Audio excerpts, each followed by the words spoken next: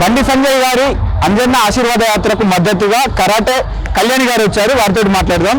ఉదయం నుండి చూస్తున్నాం అక్క, ఇప్పుడు మధ్యాహ్నం మండు టెండలో కూడా ఆశీర్వాద యాత్ర విజయవంతంగా కొనసాగింది. మీరు చూస్తున్నారు, మహిళలు పెద్ద ఎత్తున మంగళహారతులు ఇస్తున్నారు. సో ఎలా ఇస్తారు? జై అంజన, జై శ్రీరామ్, భారత్ మాతకి జై. బండి సంజయ్ గారు అంటేనే ఒక సంచలనం అండి. బండి సంజయ్ గారు ఏది మొదలు పెట్టినా కూడా భగవంతుని ఆశీస్సులు ఖచ్చితంగా ఉంటాయి. ఎందుకంటే ఆయన చిత్తశుద్ధితో పనిచేస్తారు. అటువంటి నాయకుడిని, మన నిబద్ధత గల నాయకులు కొంతమంది తక్కువ మంది ఉంటారు. అందులో ప్రప్రథమంగా చెప్పుకోవాల్సిన పేరు బండి సంజయ్ గారు. మనం జిహెచ్ఎంసీ ఎలక్షన్స్ అప్పట్లో 48 సీట్స్ ఆయన హయాంలో, ఆయన అధ్యక్షులుగా ఉన్నప్పుడు ఎలా గెలుచుకొచ్చామో, మొన్న ఇక్కడ కార్పొరేషన్ కూడా స్వీప్ చేసేసారు. అంటే ఆయన చెప్పి మరీ చేశారు. ఎవరికైతే పత్వా జారీ చేసి ఇతని దగ్గర ఏమి టీ కూడా తాగొద్దని ఒక మనిషిగా చెప్తే అక్కడే నిలబెట్టి అక్కడ గెలిపించారు. అంతకన్నా ధర్మానికి ధర్మస్య విజయం తథ్యం. ధర్మం ఎక్కడుందో, ఎక్కడైతే ధర్మం కోసం మనుషులు నిలబడతారో, ఎవరైతే పని చేస్తారో ధర్మం మనల్ని ఖచ్చితంగా నిలబెడుతుంది. అక్కడ అదే జరుగుతుంది ఇక్కడ బండి సంజయ్ గారి విషయంలో. నేను జాయినింగ్ కూడా బండి సంజయ్ గారి ఆధ్వర్యంలోనే జాయిన్ అయ్యాను. బండి సంజయ్ గారి హయాంలోనే జాయిన్ అయింది నేను కూడా. ఇప్పటికీ నేను వారి ఫాలోవర్స్ గానే ఉన్నాం. ఎందుకంటే ఆయన ధర్మం కోసం పనిచేస్తారు, దేశం కోసం పనిచేస్తారు, నిక్కచ్చిగా మాట్లాడతారు, నిజాయితీగా చెప్తారు. సో అలాంటప్పుడు మేము ఆయన వెనకాల ఉండి మనందరం ఇప్పుడు ఇంత దూరం ఎందుకు వచ్చామంటే, హైదరాబాద్ నుంచి రావాల్సిన అవసరం ఉంది ఇంత దూరం నుంచి. అంటే ఆయన పాదయాత్ర ఎప్పుడు చేసినా నేను ఫాలో అవుతూనే ఉన్నాం. ఎన్నిసార్లు ఎన్ని విడతలు వెళ్ళినా అన్నిసార్లు వెళ్ళాం. ఇప్పుడు కూడా ఆయన అంజన సన్నిధిలోకి వెళ్తున్నారు. మాకు కూడా సన్నిధిలో వచ్చామన్న ఆనందం ఉంటుంది. ప్లస్ ఇంతమందిని గెలిపించిన వాళ్ళందరినీ తీసుకునే సన్నిధిలోకి వెళ్ళటం, ఈ అందరు ప్రజలు ఎవరైతే ఆశీర్వాదం ఇచ్చారు ఇక్కడ అందరూ, వాళ్ళందరికీ కృతజ్ఞత భావంతో వెళుతూ అందరినీ కలుసుకోవడం ఇంకా మంచిది కదా. చూడండి, హారతలు ఇస్తున్నారు. ఆయన చూసి ఓటేస్తారు, ఆయన నిలబెడితే. ఇప్పుడు నాకు తెలిసి మొత్తం జిహెచ్ఎంసీ ఎలక్షన్స్ అక్కడ కూడా వీరిని ఇన్ఛార్జ్ గా పెడితే ఖచ్చితంగా స్వీప్ అవుట్ చేస్తారు. ఇదైతే కన్ఫర్మ్. ఒక్కటి చెప్పండి, భాజపాలో ప్రతి నాయకుడు దేశం కోసం, ధర్మం కోసమే పనిచేస్తారు. వారి నినాదం కూడా అలాగే ఉంటుంది. Of course. ఇప్పుడు బండి సంజయ్ గారు అంటే ఎందుకు అంత అభిమానం? మరి బండి సంజయ్ అదే అండి, బండి సంజయ్ గారు ఒక నిబద్ధత కలిగిన నాయకుడు, ధైర్యశాలి, ధీశాలి. బయట వెళ్ళి మాట్లాడితే చెప్పింది ఏదైతే అదే చేస్తాడు ఆయన. ఏదైతే మొన్న గెలుస్తామని చెప్పాను కదా, ఆయన అందరూ ఏమన్నారు, గెలిచిర్లే అన్నారు. ఇప్పుడు ఏమైంది? అందరిని గెలిపించుకొని మళ్ళీ పాదయాత్ర ఈరోజు మీ అందరికీ చూపిస్తున్నారు ఎవరెవరు గెలిచిండ్రో. ఆయన ఏం చెప్పాడు అదే చేస్తాడు, చెప్పిందే చేస్తాడు, చేసిందే చెప్తాడు ఆయన. సో అలాంటి నాయకుల్ని మనం కాపాడుకోవాలి. అలాంటి నాయకులకి వెన్నుదన్నుగా నిలబడాలి. వారి వెంట మనం నడిస్తే రేపు పొద్దున వాళ్ళంటూ చరిత్రలో వాళ్ళని చెప్పుకునేటప్పుడు వీళ్ళందరూ కూడా ఆ టైంలో పనిచేశారని చెప్పుకుంటే మాకు కూడా ఒక సరదా అందరం. ఎందుకంటే ఆయన దగ్గరే జాయిన్ అయ్యామండి. ఆయన చూసి, ఆయన పనితీరు చూసి జాయిన్ అయ్యాను నేను. మా నరేంద్ర మోడీ గారు అంటే నా రాజకీయ గురువుగా భావిస్తా. ఆయన అంటే నాకు పిచ్చి. అలాగే ఆయన తర్వాత అంతగా అభిమానించే వ్యక్తులు కొంతమంది ఉంటారు. అందులో బండి సంజయ్ గారు కూడా ఉన్నారు. ఆయన కోసం మేమందరం కూడా ఎక్కడైనా, ఇప్పుడు హైదరాబాద్ నుంచి వచ్చాము, అంజన పాదయాత్రకి మేము కూడా ఒక అడుగేసాము, ఒక 10 కిలోమీటర్లు నడిచాము అనుకోండి, 5 కిలోమీటర్లు. అదొక ఫీల్ ఉంటుంది, అంటే గర్వంగా అనిపిస్తుంది. ఆ అనుభూతి వేరుగా ఉంటుంది. మనం ఇంత ఒక స్వీప్ చేశారు, ఒక కార్పొరేషన్ తీసుకొచ్చారు, ఎంత కష్టపడితే ఒక కేంద్ర మంత్రి చేసి అతను మొత్తం చెమటోడి ఇక్కడ చేస్తే పని ఇంతమంది నిలబడ్డారు. సామాన్యులు తీసుకొని పికప్ చేసి వాళ్ళందరికి సీట్లు ఇచ్చి గెలిపించడం చిన్న విషయం కాదండి. డబ్బులు విడత జల్లుతున్నారు అందరూ, అవతల పార్టీలు తెలుసు మనకి, ఏర్లో పాడుతున్నాయి, ఏమేమి పాడుతున్నాయి మనకు తెలుసు.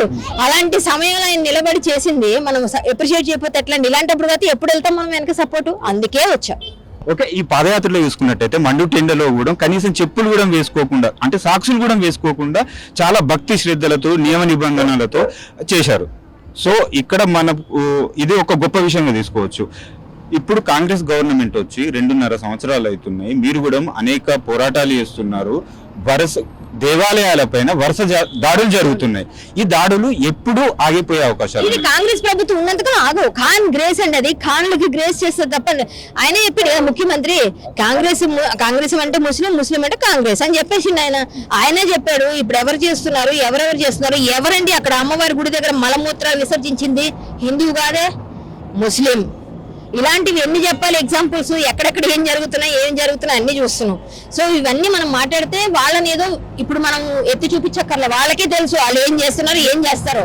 ఈ రోజు కూడా వాళ్ళు ఎన్ని రకాల దాడులు చేయడం ప్రయత్నాలు చేస్తున్నారో అందరికీ తెలుసు. ఈ సమయంలో, ఈ పవిత్రమైన మాసం అని చెప్పుకునే మాసంలో కూడా. అలాంటప్పుడు ఈ ఖాన్ గ్రేస్ ఉన్నంత కాలం మనం ఎక్స్పెక్ట్ చేయక్కర్లేదు. నెక్స్ట్ 5 years తర్వాత అది ఉండదు, రాదండి, రాదు. నెక్స్ట్ రాదు. ఎలా నేను డైరెక్ట్ చెప్తున్నా, ఎవరేమనుకున్నా పర్లేదు. ఏదో మొన్న ఏదో బండి సంజయ్ గారు లేకపోవడం వల్ల ఇంకోటో ఎలాగో వాళ్ళకి అదృష్టం కలిసి వచ్చి అప్పుడప్పుడు అలా అందరూ ఎక్కుతారో అలా ఎక్కారు. సో కాంగ్రెస్ నెక్స్ట్ టైం రాదు అని నేను అనుకుంటున్నాను. ప్రజల మాట కూడా అదే, ప్రజల నాడి వాడి అంతా అదే వేడిగా ఉంది అసలు బయట. సో ఎందుకంటే వీళ్ళు ఇలా దాడులు గుళ్ళ పైన ధర్మం పైన చేస్తున్నంత కాలం వాళ్ళు గెలిచే అవకాశం లేదు. ఎక్కడ చూసినా ఇప్పుడు ఆ ఇల్లులు కూలగొట్టడం, గుళ్ళు కూలగొట్టడం. మాకు మొన్న కూడా ఒక హనుమాన్ మందిరం మండపం, ఏదో హనుమాన్ కాదు ఇది గణేష్ మండపాన్ని పెట్టుకుంటే వీధి చివరుంటే కూడా కూలగొడితే అక్కడికి వెళ్ళి ఫైట్ చేసాం మేము ఒక కాలనీలో. సో ఇలాంటివన్నీ ఎన్ని చెప్పాం బోల్డ్ ఉన్నాయి. ఇవన్నీ చేస్తుంటే ఎందుకు వేస్తారండి ఓటు? Next time వెయ్యరు. మరి నన్ను తిట్టే వాళ్ళు కాంగ్రెస్ వాళ్ళకి ఎంత బోల్డ్ కామెంట్లు కూడా పెడతారు, వచ్చేసారండి మాట్లాడడానికి. తిట్టుకొని నాకు సంబంధం లేదు, నేను ఉన్నదే చెప్తా. నెక్స్ట్ కాంగ్రెస్ గెలవదు రాసి పెట్టుకోండి. ఇంకా అప్పుడు అవుతాయని అనుకున్నాం. ఎందుకంటే అప్పుడు నెక్స్ట్ గ్యారంటీ భాజపా వస్తుంది. కన్ఫామ్ గా రావాలి రప్పిస్తాం. మేము ప్రయత్నాలు చేస్తాం. ప్రతి భాజపా కార్యకర్త పని చేస్తారు. పని చేసి నిలబడి ఈసారి జెండా భాగ్యనగరంలో ఎగరాలి.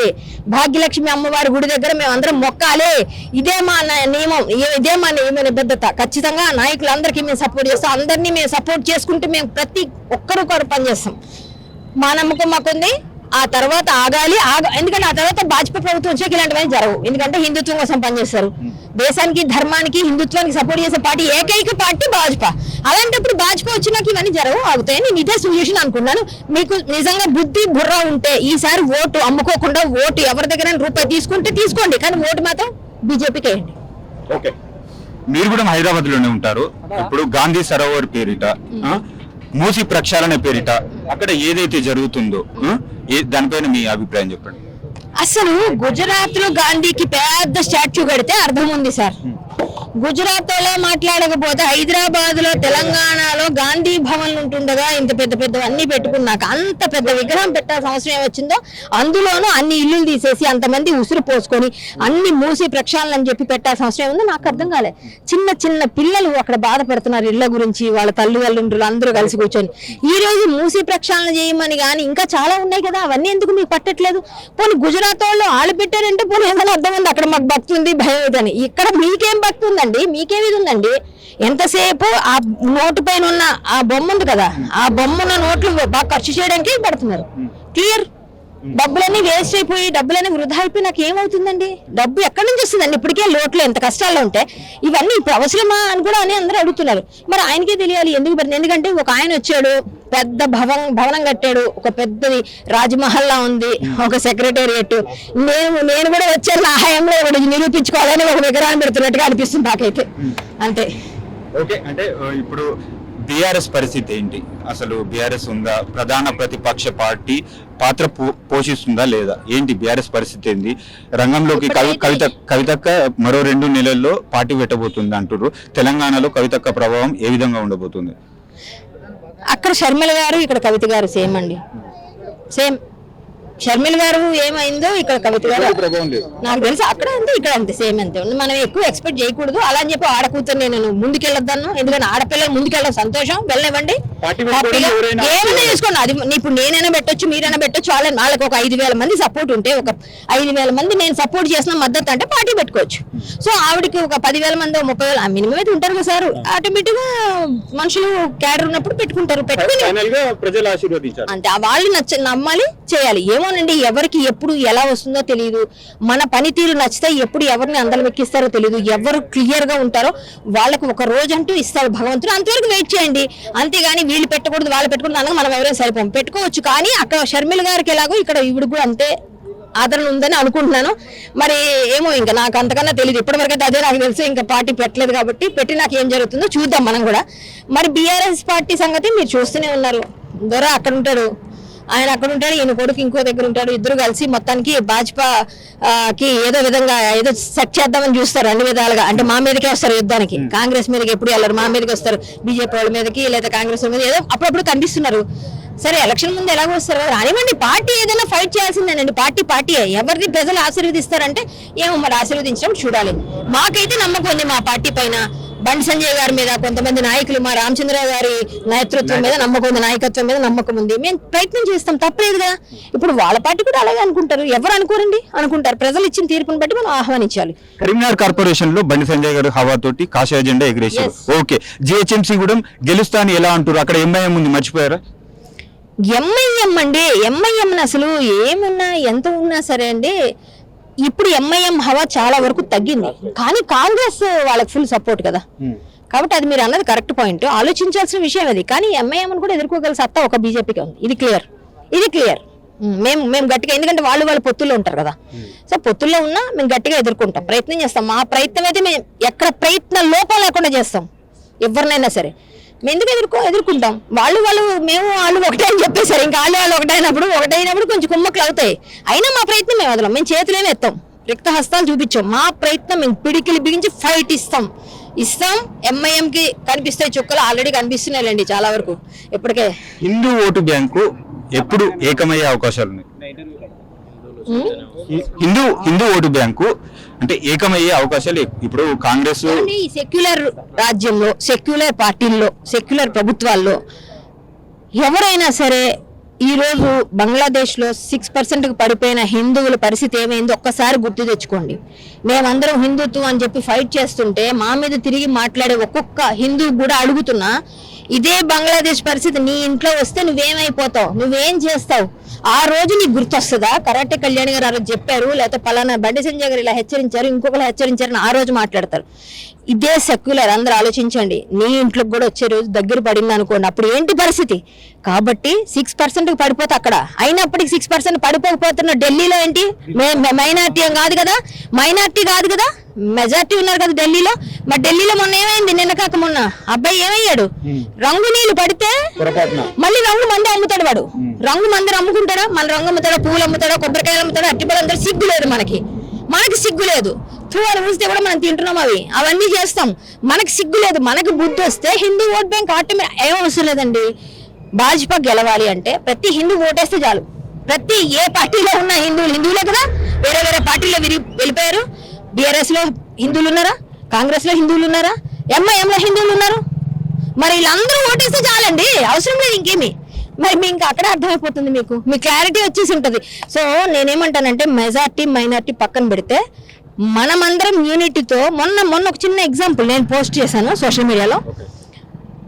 ఎక్కడది అంబేద్కర్ విగ్రహం ఉంది కదా అసెంబ్లీ దగ్గర, అక్కడ అర్ధరాత్రి 2 గంటలకి ఒక అబ్బాయిని బండితో పట్టుకున్నారు, ముస్లిం అబ్బాయిని. పట్టుకున్నప్పుడు పోలీసులు ఎవరు ట్రాఫిక్ వాళ్ళు పట్టారు, డ్రంక్ అండ్ డ్రైవ్ అవన్నీ ఉంటాయి కదా, పట్టుకున్నారు, రూల్స్ బ్రేక్ చేసిన పట్టుకున్నారు. పట్టుకుంటే వీడు ఫోన్ కొట్టాడు, బాయ్ ఆజావని.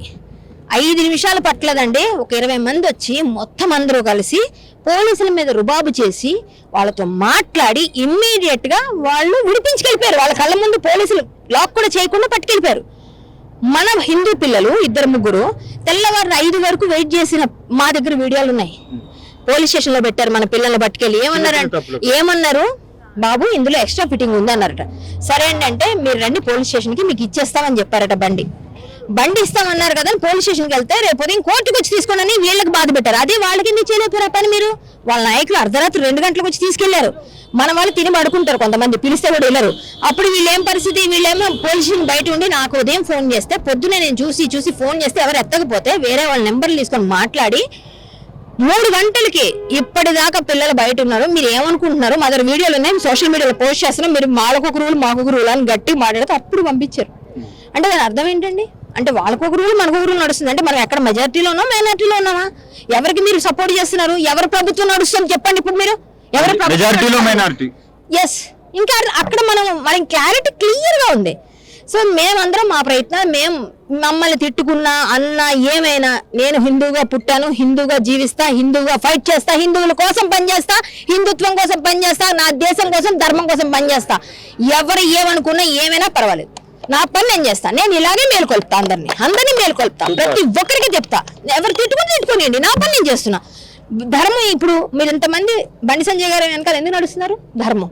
అదే ధర్మాన్ని మేము ఆచరిస్తాం, ఆయన బాటలో మేము వెళ్తాం, తప్పేం లేదు. ఇతరు అదే అందరికీ చెప్పాల్సింది. ఫైనల్ గా చెప్పండి, ఓటర్లకు గానీ ప్రజలకు గానీ ఫైనల్ గా మీరు ఏం చెప్పాలనుకుంటున్నారు? అయ్యా ఓటర్లు, మీరు ఒకసారి ఆలోచించండి. మొన్న ఢిల్లీ సంఘటన తెలుసుకోండి. ఈ మధ్య జరిగిన అక్కడ ఆ టైలర్ ని ఏ విధంగా చేశారో గుర్తు తెచ్చుకోండి, బంగ్లాదేశ్ లో ఏం జరిగిందో గుర్తు తెచ్చుకోండి, ఇప్పుడు హైదరాబాద్ లో ఎన్ని విగ్రహాలు పాడైపోతున్నాయో గుర్తు తెచ్చుకోండి. రేపు నీ ఇంటి పక్కన ఉన్న వాళ్ళు ఏం మాట్లాడతారో, నీ పక్కన ఉన్న వాళ్ళకి ఏమైనా ఇది జరుగుతుందేమో. నా ఇంటి పక్కనే భాయ్ భాయ్ అని అంటున్నారు కదా, అదే భాయ్ ఒక రోజు మిమ్మల్ని ఏమని అంటే మీ పరిస్థితి ఏంటి? అది తట్టుకునే పరిస్థితి రాదు. కాబట్టి మీరు మీ లిమిట్స్ లో ఉండండి. మీరు ఓటు మాత్రం వాళ్ళతో మాట్లాడతారా లేదా అది నేను ఎవరిని ఆపలేను. ఓటు మాత్రం హిందుత్వ పార్టీలకే వేయండి. హిందుత్వ పార్టీ అంటే ఒకే ఒక పార్టీ, బీజేపీ పార్టీ. ఇది డైరెక్ట్ అపీల్. మీరు హిందువులందరూ హిందువులు చేస్తే మనకి ఇవన్నీ తగ్గుతాయి. ఇది ఒక్కటే నేను చెప్పగలను. ప్లీజ్ అది ఒకసారి ఆలోచించండి. మీకు అనిపిస్తే మీరు చేయండి, నేను చెప్పింది అలా నిజం అనిపిస్తే చేయండి, అంతే.